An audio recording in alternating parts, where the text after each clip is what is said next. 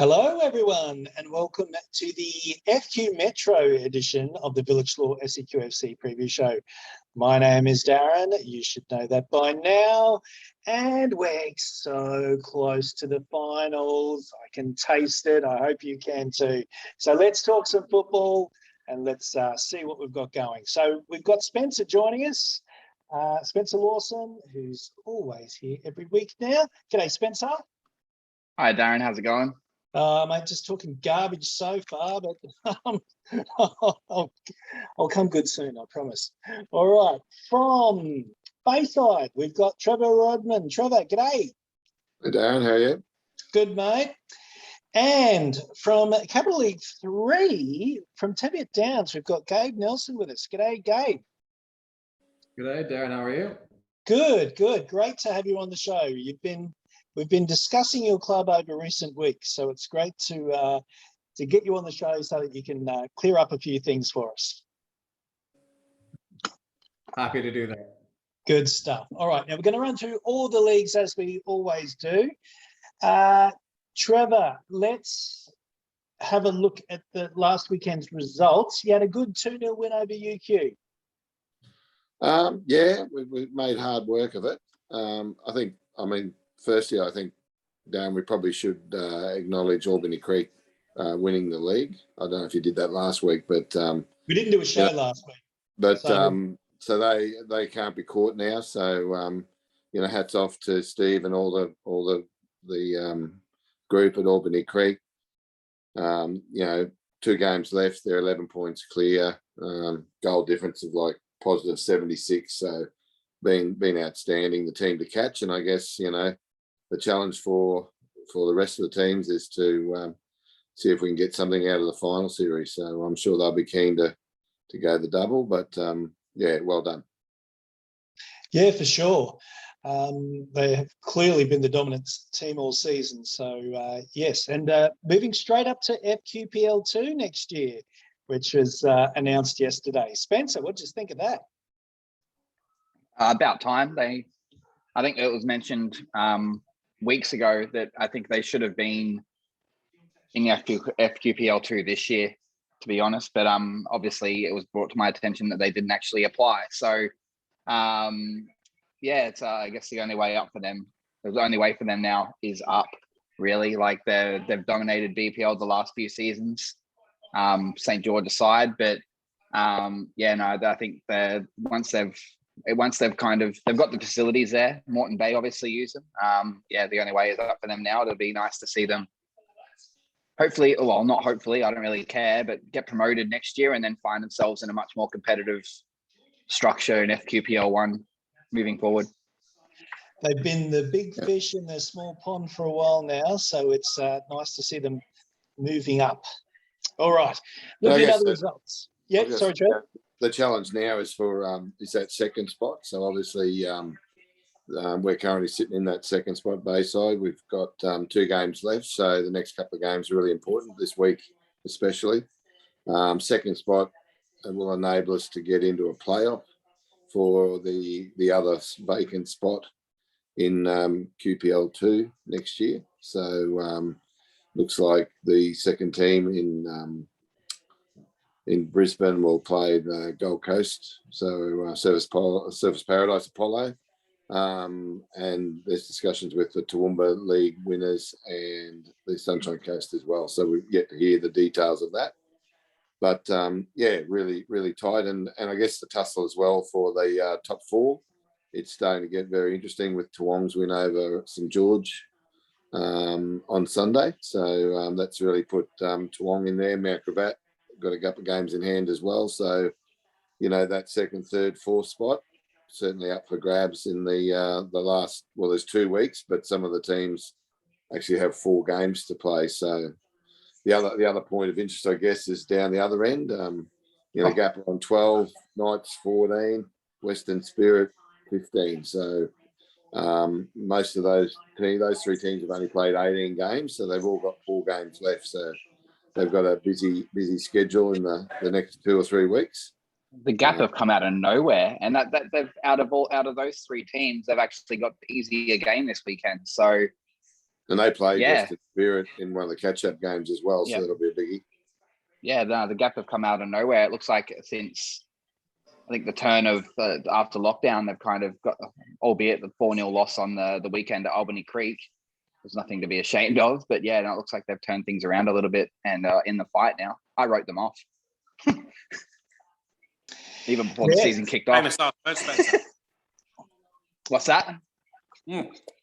Famous last words. Mate, you came out of nowhere. No, look, it's Spirit as well. Like I wrote them off early as well, but they're in the fight. But it looks like based on the new structure, only one team is going down. So it's basically a battle not really a battle, but a battle to avoid that last spot. Lucky Spirit, eh? Yeah. Lucky them. Lucky them. I guess the big game this weekend's probably Mount Gravatt and Lake. Lakes have been going, they need to win that to push for the top 4, and Mount Gravatt, it's desperation. If they lose a game, they'll probably drop out. So, that's probably the game of real interest as well. So, You've done a fantastic wrap of the league there, Trev. Thank you so much. You've saved me a lot of time. Mate, given that you're in the battle now for the second spot, has this energised the club? Is this something that you're going to go gung-ho for? Oh, it's a big focus for Bayside. The club's got a lot going on there with new dressing sheds under construction, a lot of work going on. So Jason Powell's just joined the club as the technical director. So really looking forward to having a shot at getting that second spot in QPL2 for the club. All right, so let's just quickly run through this weekend's fixtures. We've got the Gap up against Acacia Ridge, Western Spirit hosting Bayside, Toowong up against Brisbane Knights, UQFC hosts St George, Mount Gravatt Hawks up against the Lakes, Centenary Stormers hosting Albany Creek. Now, we saw last week that Hanno got appointed as coach of St George Willawong next year with Liam Safe as his assistant. Going to be fun times out at Willawong next year.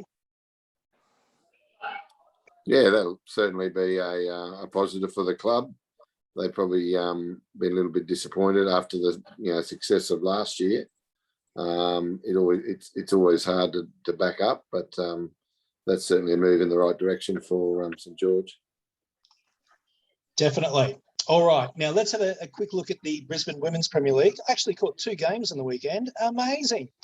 I was there at Robina for their match against Annerley, and in the first couple of minutes, Annerley looked amazing. Then for the next 20 minutes, Robina looked amazing and took a 2-1 lead. Second half, whoa, Annerley, bang, bang, bang, 6-2 victory.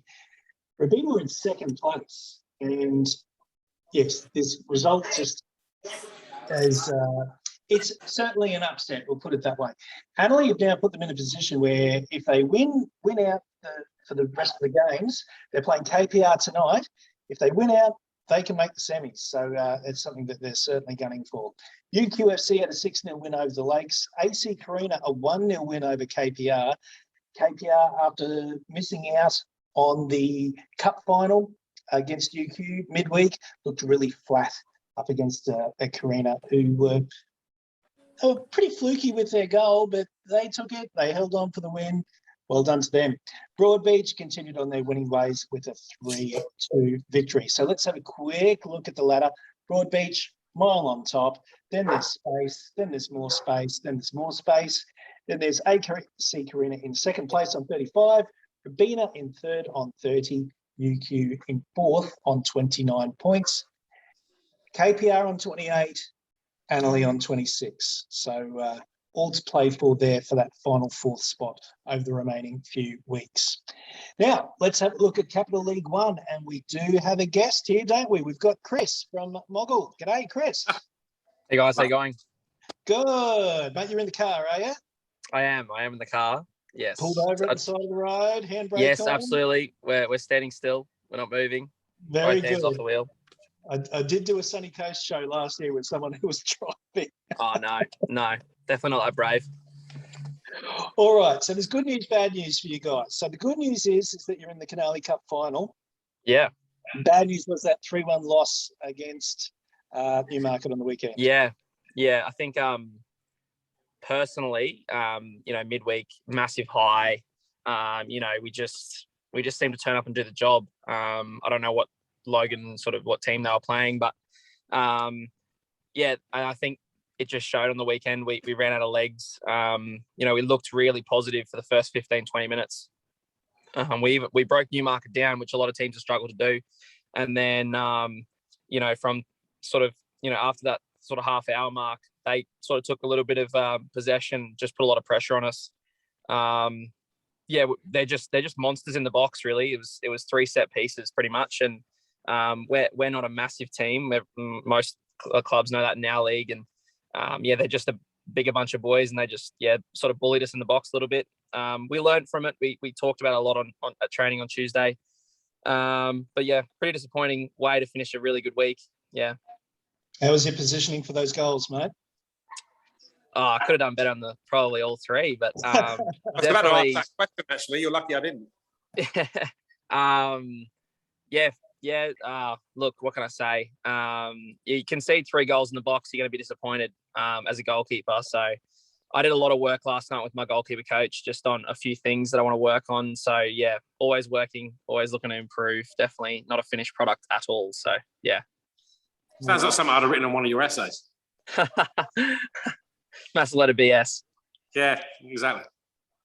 So Newmarket's win keeps them in the hunt for the title. The big result was Pine Hills 1-0 over North Pine, which effectively ruins North Pine's chance of winning the league and keeps Pine Hills well up there. Logan Metro, a 3-1 win over Annerley. Ipswich City, a 3-1 win over Slacks Creek, and Ripley Valley and Carina, a 1-1 draw. So let's have a look at that ladder. Pine Hills are on 40 points. Newmarket are on 40 points. Pine Hills have played 1 game extra. North Pine are now on 34. Logan Metro on 31, having played 2 games less than Pine Hills. Ripley Valley could sneak into that top 4 with some results going their way. Chris, 6th place. It's you're battling. That's it, now, isn't it? Yeah, we're pretty disappointed, to be honest. We started really brightly. Few key injuries, as every squad goes through, but we've a lot of games we've gone down 2-0 to lead 3-2 and then concede a goal in the last 20 minutes and draw 3-3. Like, I think that's happened maybe 3 or 4 times this season. I think we've had 9 draws, like just a ridiculous amount of draws, and that kills any sort of momentum. So that's something we're going to work on, hopefully in the near future, if not next season. But on the positive, I think our squad's looking really good. It's shaping up really nicely. We're a really young bunch of guys, and we're all really good mates. So very much looking forward to the last 3 league games and then the big one at Perry Park in a few weeks. Yes, that must be so exciting for you guys. Honestly, the buzz after the semi-final was just unreal. Like let's be honest, middle of the table Cap 1 club, we never really, you always aim for the stars, because if you don't aim there, you'll never get there. But I don't think anyone had us making it that far. And you look at some of the scores, some of the big boys got knocked out early by some of the minnows, in inverted commas. That sort of helps. But we've timed our run pretty nicely. But let's put this into perspective, though. You knocked off Cabo. Yeah. You knocked out like that. I think that was the biggest shock. Yeah, that was everyone. You knocked off Cabo, so you haven't exactly had an easy run of it. I think credit where credit's due.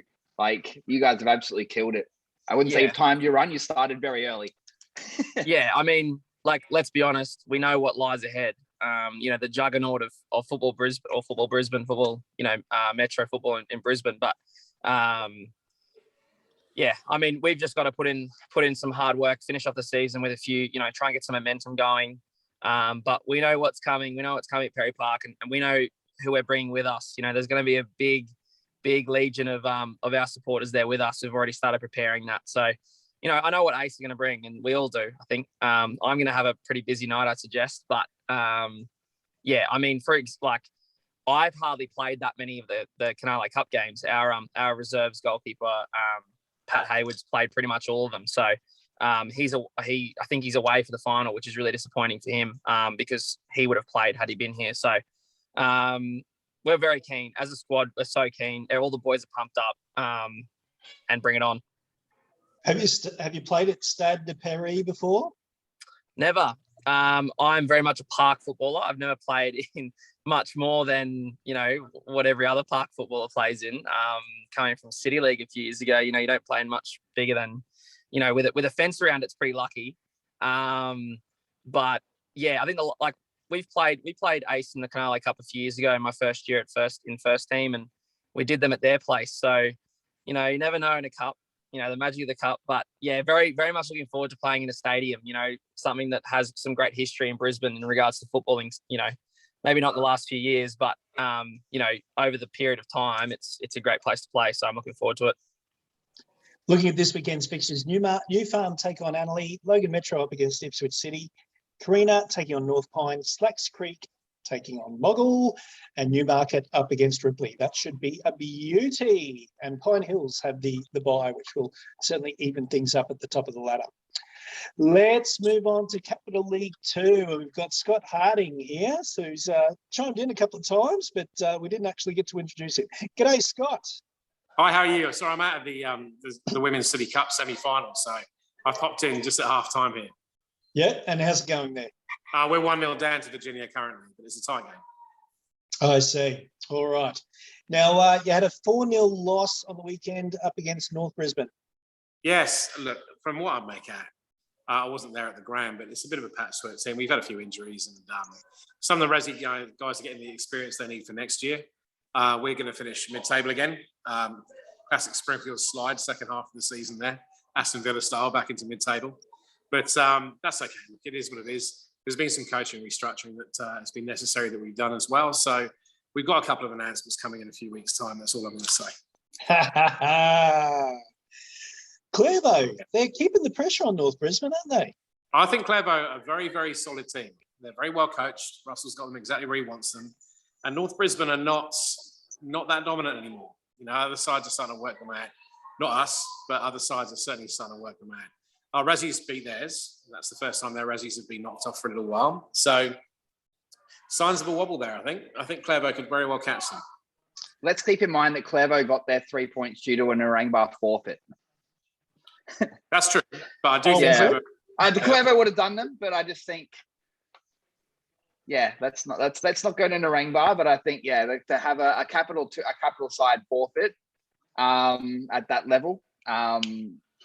Look, they're safe. It looks like based on the structure, they're safe. There's no teams going down from FQPL 5. It sounds so disgusting saying that, but there's no teams going down. There's only 3 teams coming up. So look, at the end of the day, that they can forfeit the rest of their games and not really care. They've got money. It's so Narangba forfeited a game. That's a little bit. They did. A little bit weird, isn't it? Was that due to the health concerns? Was that due to the Thomas More thing or not?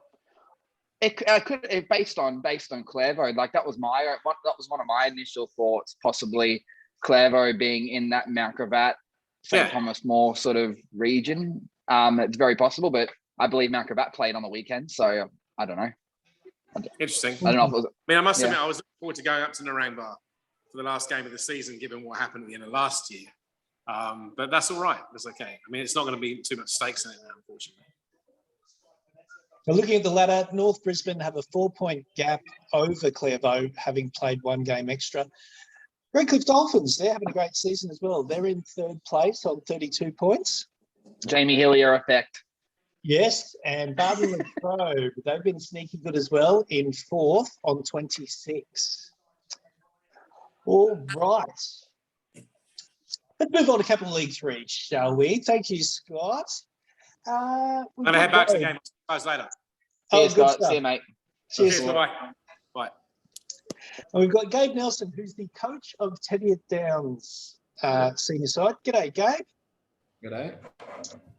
All right, mate. Now, I mentioned in the intro that we've been talking about your club a lot this season, and it was in the terms of a couple of years ago, your side was poor. I think we'll just go with poor. But this season, there's been a marked improvement, hasn't there? Yeah, it's so I took over the club last season, which was their second season they've ever had a senior men's team here. And the competitive side, they had city teams before that. But yeah, when I looked to go into coaching, I went, "What's the biggest challenging job out there?" And I went, "Teviot," it is a very good club with a great culture, but we are very much setting foundations to build towards success. And we're not doing it in the way of just splashing money on players. We're actually trying to build a successful long-term program. So yeah, it's been a big effort. We haven't achieved our goals for what we set out for this year. We figured we should have been a mid-table team this year. However, we've been pretty hard hit by injuries as well as just availabilities with players this year. So we've actually, in my opinion, underachieved our ability. All right. Now, you mentioned there laying pillars of success, creating that culture. What sort of things have you done? It's with recruiting players. It's with the culture we've built. We have quite a few young players. Currently, within my top team, we have 2 guys who are under 18 in that team who don't look out of place on the pitch. We are continuing to go young. We're continuing to try and pick up more players. Whether that be from City League, from under 18s, from under 16s, other capital teams. I'm very much the guy who will recruit from anywhere and everywhere because there's diamonds hidden in the rough. So I actually spent 10 minutes at one of your games this season. I had a chance. I was in the area and thought, I've got to go to Teviot Downs just to see what it looks like. And in that 10 minutes, I saw people lined up all along the sideline. There was a fantastic atmosphere. I think it was the first game that you won this season, so people were buzzing. You've got some great numbers at the club and great support. Yeah, like I said, we're really growing, and I think part of that comes down to as well the development of the land around us.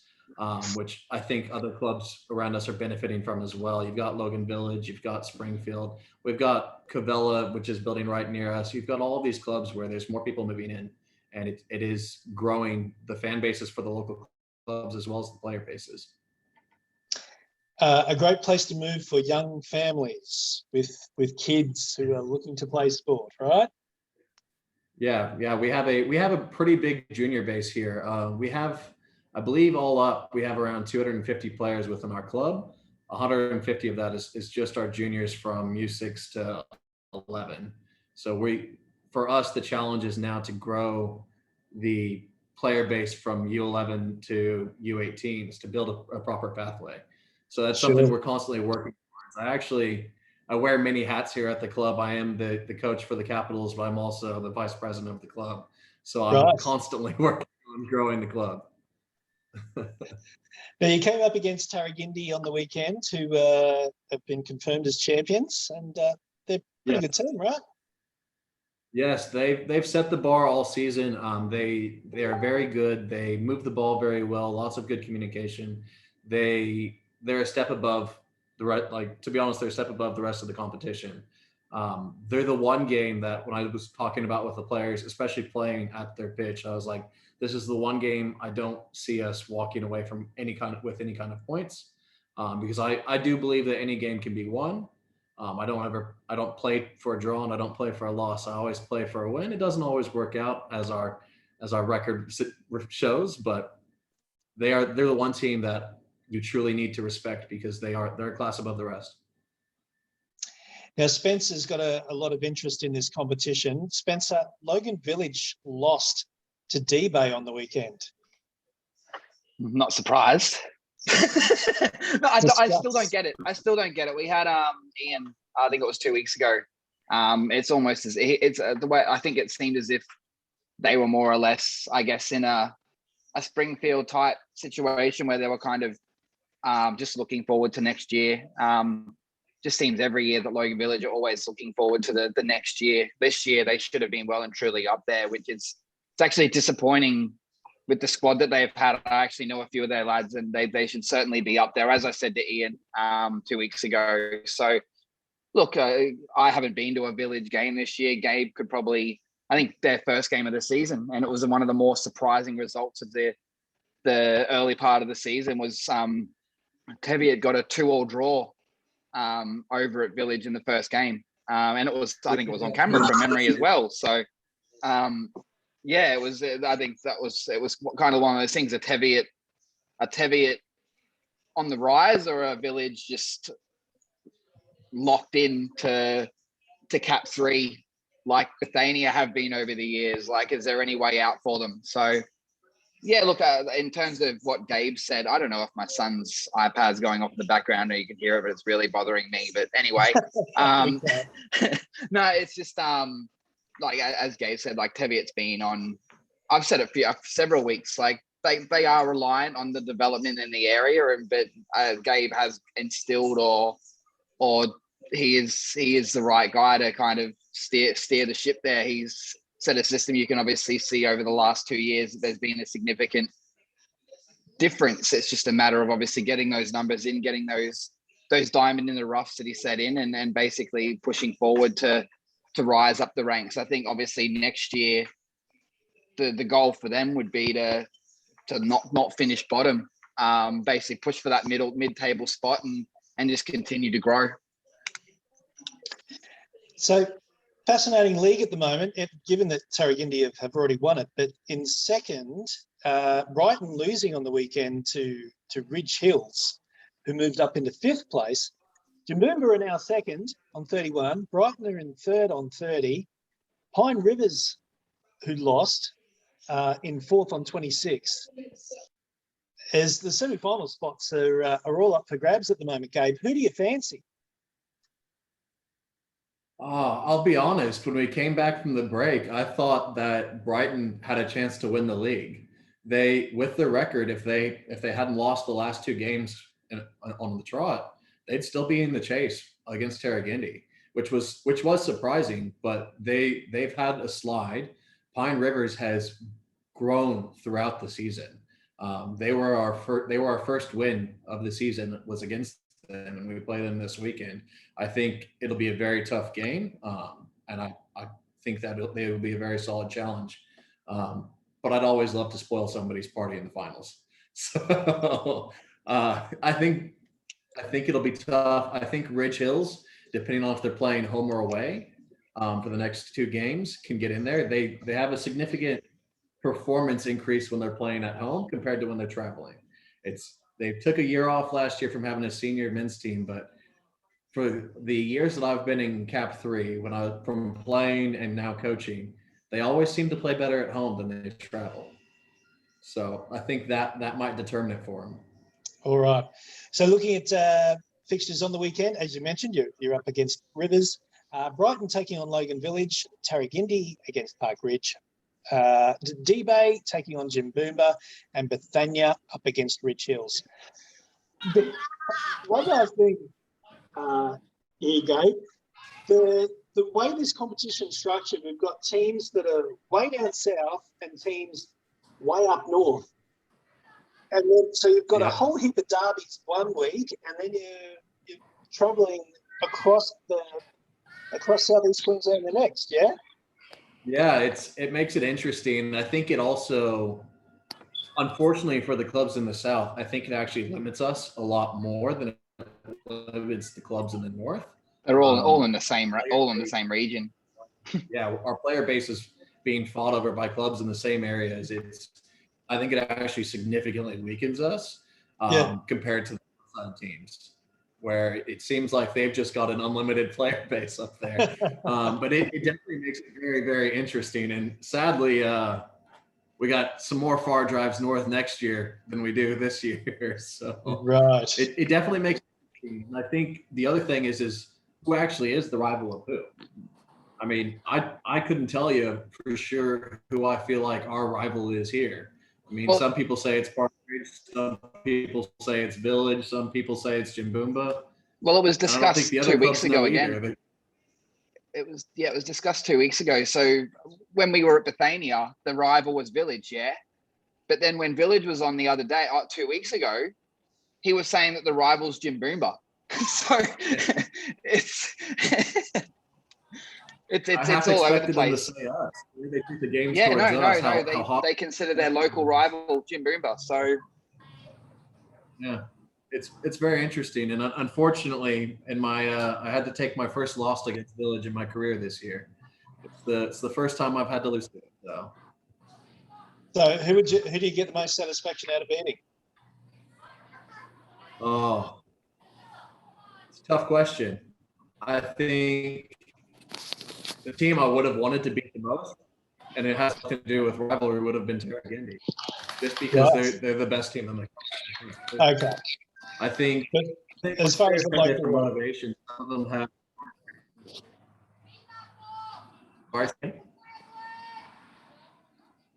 So I didn't catch that. Sorry, I didn't catch you. No. So which of the local teams do you get the most satisfaction out of taking points from? Oh man.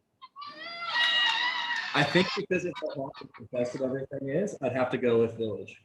Okay. I think this game has the most rivalry feeling to it between the environment with the fans and everything else going on. I think I would have to go with Village. But again, I think we're still waiting to develop a proper rival. I see. All right. Now, you might have noticed there, people watching out there in the world, that there's been this face that's popped up, and it's Kevin. It's Kevin who's out at Annerley. G'day, Kevin. How are you, mate? I'm not too badly. Just watching our little game here with the girls. It's just gone 1-1.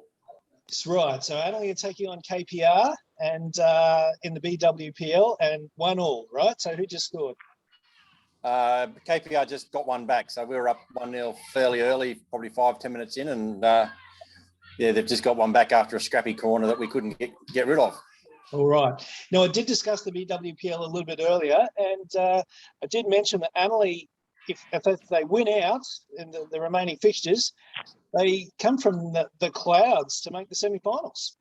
It would be very nice, but still a bit of work to go yet with this game, and 2 more to go after this. So, and one possibly easy, but the other one against UQ, saw a couple of the UQ girls floating around earlier, getting a bit of a vibe as to how we're playing. So we're doing all right, but we've got to get the chocolates in both of these next 2 games to be a chance, really.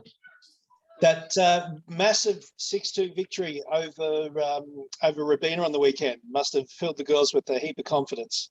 Yeah, the girls and the coach are a bit happy about that one, just quietly. I thought it might have been them celebrating at midnight back at the clubhouse, but it was actually the City League girls who were celebrating. But no, I think they were very happy with that outcome.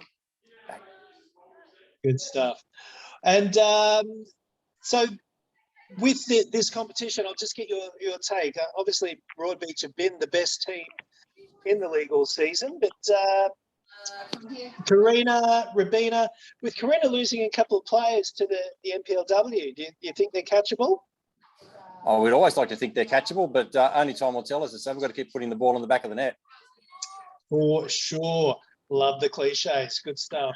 I've been listening to too much TV, obviously. Good stuff, Kevin. All right. Thank you for giving us an update there, mate. Appreciate your time. We might get you back in future weeks so we can actually talk about the competition in full. See how we go. I've got to go and look after a canteen for a little bit. The bar's getting a bit busy, so we'll catch up. Thanks for the time. Cheers, Kev. Okay, bye. All right, that was Kevin. I'm not even sure of Kevin's surname, but he is obviously running the canteen out there at Annerley. Good stuff. All right, guys, that is our show. I might just throw this open to everyone else. The pyramid structure with the FQ Football Queensland competition came out yesterday. Now, we heard Trevor having a chat about it before. I just want to get everyone else's take on it. It's got to be the way of the future, right? I like it, but I don't like the name of them. So I feel like it's, I want to use the term disrespectful, just to I guess those lower teams like the FQPL 6, FQPL 5, I feel like it could stop at 4, but I feel like below NPL, I feel like there could be different names to the leagues. I don't feel like there's having a division go all the way back to 6 just doesn't sit right when you're looking at not so much semi-professionals, particularly in those lower leagues, but I just don't feel like it sounds right. I might be being picky or fickle, but that's my only gripe. I like the structure, I like the way it looks, but that's my only issue with it. I don't know. It just doesn't sound like if I'm an FQPL 6 or FQPL 5 player, it wouldn't sound right saying I play FQPL 6, which is really technically the 7th division in semi-professional football. It absolutely does not roll off the tongue, and I get what you're saying there, Spencer. But I think to change the name and change it from like FQPL 6 to something where it's capital 3 also is a bit disingenuous to it, because it makes it seem like you're in a higher level than you are. So I think I think you could look at it in, if we're looking at this sort of structure, I feel like you could go with I don't want to compare it to the English system, but you've got Premier League, Championship, League 1, League 2, and then you've got conferences. Yeah. So I feel like they could go with something along that sort of structure. They don't necessarily need to go with that sort of FQPL 6 sort of name to it, but that's being picky and fickle. But yeah, no, I think you have a point there. I'm definitely a fan of the way the pyramid has gone as well. I think with what has happened during the season and this year, I think it kind of tells clubs that they need to really rethink where their ambitions are and decide, is moving towards the NPL, moving towards a more semi-professional and professional environment for them, or are they wanting to stay more community-based? And I think that will be the question that clubs will have to think about and answer between this offseason and over the next couple of years. I'm definitely curious about who the new clubs that will join will be, though. And I'm also excited to see who they will be. I think one you could mark off would be Braza. I think Braza are guaranteed. I still think that they need to have a name, a location-based identity. That's my only issue with them. But I do think you'll see a team like Braza come in as one. Old Bridge, I know, have applied previously. So just those teams, I feel like they need to have a location-based identity. We did see a club name pop up, Port Brisbane, last week. Did you guys catch that? No. Port Brisbane playing out of where Brisbane Athletic were. Okay. So there's no. It is basically Brisbane Athletic though, or because I know Brisbane Athletic are still a thing in juniors, but they're not. I don't believe so. It's a professional academy with the club attached, so they may not have any senior players at this stage, but certainly been a couple of good coaching names have been linked with the club. So hopefully we'll find out a bit more information over the next month or so. You're gonna have. I think, as Gabe said, there's teams that are going to. They need to have a look at themselves. Like, I can probably throw one out there and say I don't think Deception Bay is a competitive based club. Like, they are always spruiking about how they play for fun and they're a happy club. So I don't think they're really a team that's pushing to become better over the time. But then you look at, there's another 4 teams to come into FQPL 6. And then you look at, there's apparently another new entrant going into FQPL 5 and FQPL 4. I don't know how exactly they're going to explain that to teams that have finished higher up in QPL or in Cap 3 this year, but it is what it is. Again, we'll see how it all comes. Like, as a structure wise, love it. Absolutely love it. I want to get out to more games next year. Looking at it makes you excited for the future. And on the other side of the coin, Gabe, have you heard from the entity formerly known as Football Brisbane? Have they been in discussions with the club? Yeah, so they've definitely reached out to clubs around an EOI around who would like to join a competition for them next year. As there's always been, there are rules around if we're in Football Brisbane, you aren't supposed to have your club in other competitions. And same Football Queensland's carry the same thing. So I think clubs will have to have a think and identify where their priorities lie, whether they want to be a community club, whether they want to push on, because you definitely, there's different changes you're going to have to do to your facilities as far as change rooms, your benches. There's lots of different things. And I think for the clubs in places that are wanting to do that, it's the right thing, and it's the right thing to require it. But I think there will be some people that end up in the new, if it happens or whatever happens, the new Football Brisbane competitions. And more competition is not necessarily a bad thing. Whether it's sustainable or not is the question. Interesting. Spencer, have you got something to say on that?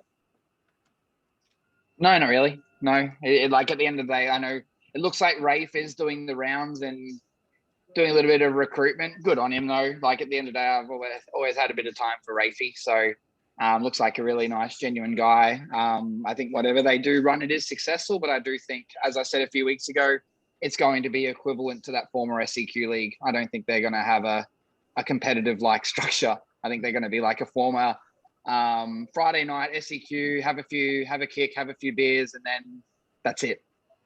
I mean, you're going to have teams in the high there, like if they go divisional, you'll have good teams in the higher divisions, but then eventually them teams are just going to approach Football Queensland and try to get into the pyramid. Quite possibly. All right. So that's the show, guys. Thank you very much for your time this evening. There's only the three of us left at the moment. Everyone else, all of our other guests tuned out. I thank them for their time. But Spencer Trevor's and Gabe, iPad died, so. Yeah. So Spencer and Gabe, thanks for sticking around. Thanks, Darren. Thank you for having me. I hope I cleared up some of the stuff that come up about us in the last couple of weeks. I've backed you all the way, mate. I've backed you all the way. Yeah. All right. This has been the Village Law SEQFC preview show. We will see you next week.